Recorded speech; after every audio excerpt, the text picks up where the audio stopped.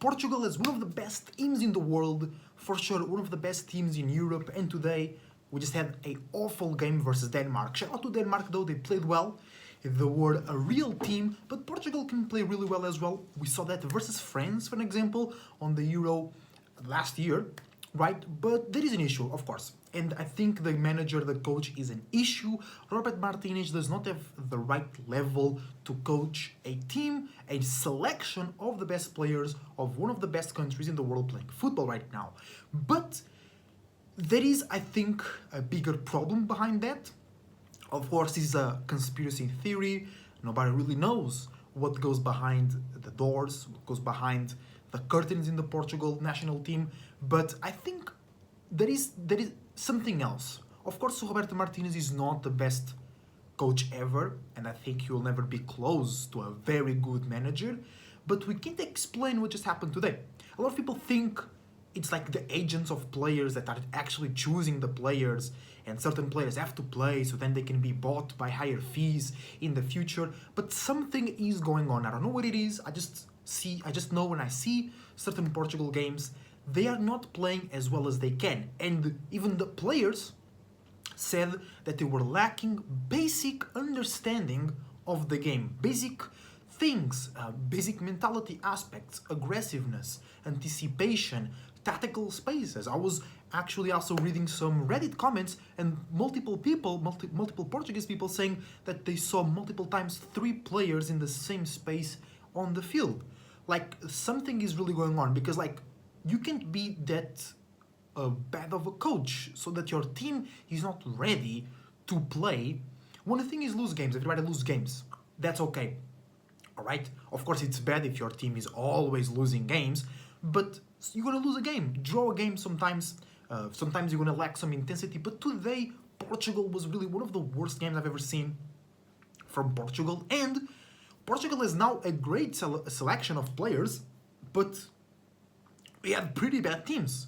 For example, Paulo Bento, he was not a bad coach, but he had very bad players to work with. And we went to the semi-finals, if I'm not mistaken, to the Euro 2012. So there is really an agenda that, I don't know, man. I don't know what's going on. I think Roberto Martinez is a fraud. Portugal, of course, has so much more potential to do better, because we could lose this game 1-0, like we did right now, because it's 2 legs, so we still have a chance to win next match, Sunday. But it's like the way we played was horrible, right? And a lot of people, of course, are going to complain about Cristiano Ronaldo, he doesn't play, he doesn't do anything, blah, blah, blah, which is true to a certain extent, because we have to remember that he is a striker, and if the team doesn't play well, it will be very difficult for the striker to play well, because the plays need to be built, the ball has to be recovered. And that's one thing that I really don't like about Cristiano Ronaldo, is the lack of pressure. Because if you really want to be competitive, you have to apply a good level of pressure. You don't need to be super high press, and press all the time.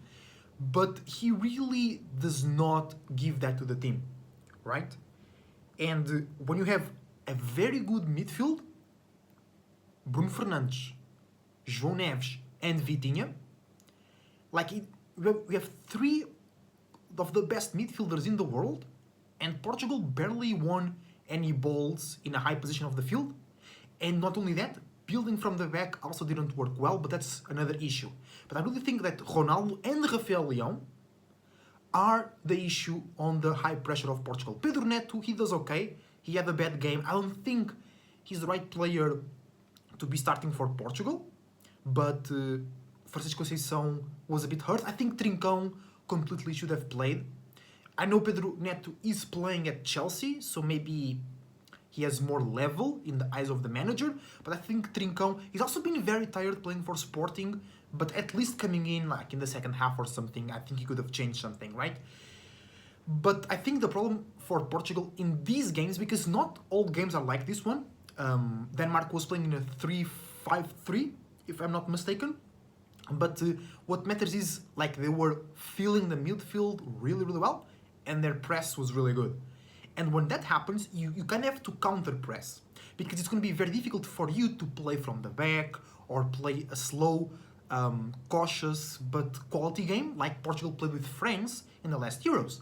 Both teams were kind of playing like that, slow but quality. And Roberto Martinez, he likes that, but sometimes you can't play like that.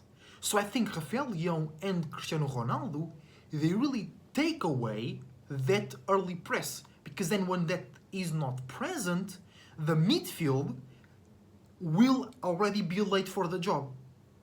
Because if the enemy team has way more space to build up, and those two at the front, actually, Pedro Neto, he also didn't do great when it comes to pressing, but I think he did better than Ronaldo and Rafael Leão, of course.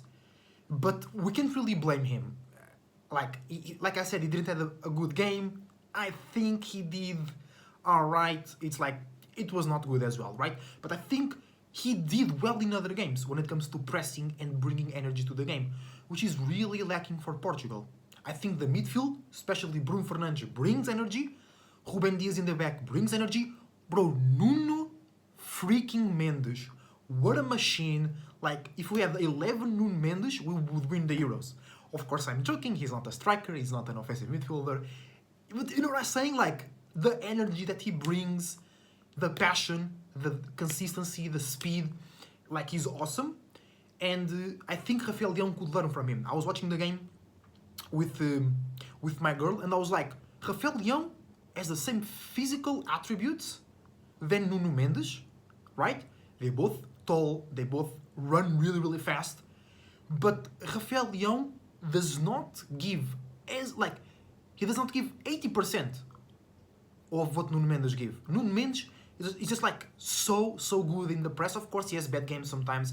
Sometimes he can't develop his game forwards as he likes to do. But like, if Rafael Leão had half the energy and passion that Nuno Mendes does, I think Denmark wouldn't play as free as they did today. Because coming back to the point I was in, Ronaldo and Rafael Leão, they really miss the press. Sometimes they try to press, but you kind of see that they think it's not their job. They think it's not their job to defend. They think it's not their job to press. But it is. Because Portugal is always aiming for winning titles. And when you aim for winning titles, you're going to be playing against the best teams. And the best teams will be pressing. Denmark is not the best team in the Nations League, but they were pressing really well. They're not pressing like Jurgen Klopp Liverpool, but they were pressing really well. And that's the point. Rafael Leão and Ronaldo don't need to press like crazy and be always on the ball, but they were not even pressing well. Even when they tried, because they think it's not their job, they're gonna do it half-assed. And then what happens? They will create balance issues in the team. And then Bruno Fernandes, Vitinha and João Neves will be out of place because they have to fill the gaps that Ronaldo and Rafael Leão are leaving, and then who's going to fill their gaps in the midfield? And that's the problem, right? Another problem, which is not a problem individually, is João Neves. I think João Neves, because of the collective situation of Portugal, he's not able to do as well in the national team.